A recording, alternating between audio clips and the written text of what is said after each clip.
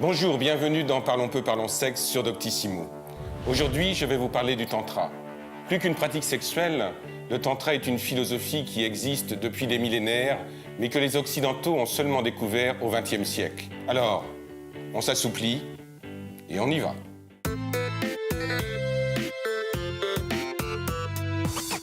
Un pays a fait du tantra sa religion officielle. S'agit-il de la Belgique, de l'Inde ou du Bhoutan? En fait, il s'agit du Bhoutan, qui est le seul pays au monde à avoir fait du tantra sa religion officielle. Alors qu'est-ce que le tantra? Le tantra, c'est un ensemble de pratiques ancestrales qui associent la spiritualité avec la sexualité. Concrètement, le tantra est une forme de yoga. Il y a donc des exercices physiques très précis, un travail sur la méditation et sur la respiration.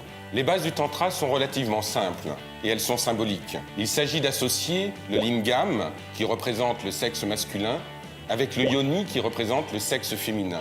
Et l'alliance des deux va créer une énergie extrêmement puissante qui s'appelle la Shakti. Cette Shakti, le but du tantra est de la faire circuler dans tout le corps, en partant du bas du corps pour arriver jusqu'au sommet de la tête, à travers des centres d'énergie bien particuliers que l'on appelle des chakras. Alors, comment peut-on trouver un bon stage de tantra? Pour trouver un bon stage de tantra, il y a plusieurs règles. La première, c'est de rencontrer des personnes qui en ont déjà fait et qui vous en parlent de façon positive. La deuxième, c'est que normalement, tout animateur d'un stage de tantra doit vous rencontrer avant. La troisième règle, c'est que dans un stage de tantra, il n'y a pas de pratique sexuelle pendant les exercices. La quatrième règle, c'est qu'il y a un respect absolu des personnes, quelles que soient leurs origines, leurs croyances ou leur religion. Cinquièmement, la parité homme-femme doit être respectée.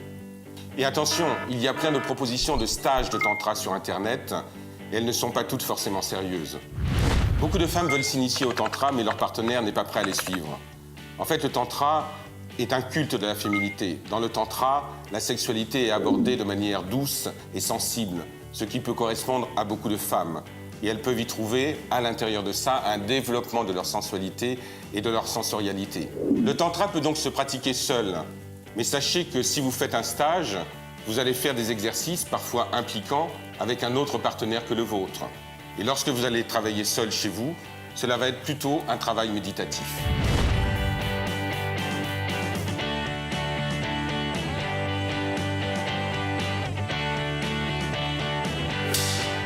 Et pour finir, je voulais vous présenter cet objet, qui est un objet rituel du tantra. Ici, c'est la représentation du lingam, c'est-à-dire le sexe masculin, et ici, la représentation du sexe féminin, le yoni. L'association des deux permet de pouvoir ressentir cette énergie particulière qui s'appelle la Shakti. Si vous voulez aller plus loin, je vous propose ces 3 livres. Le premier, un tout petit livre, Le Tantra, d'Agnès et Jean-Marie Delacroix. Un deuxième livre de Margot Anand, qui est une des grandes prêtresses du tantra en France.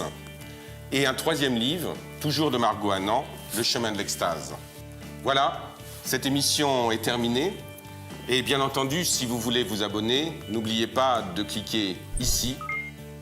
Moi, je vous dis au revoir et à la semaine prochaine.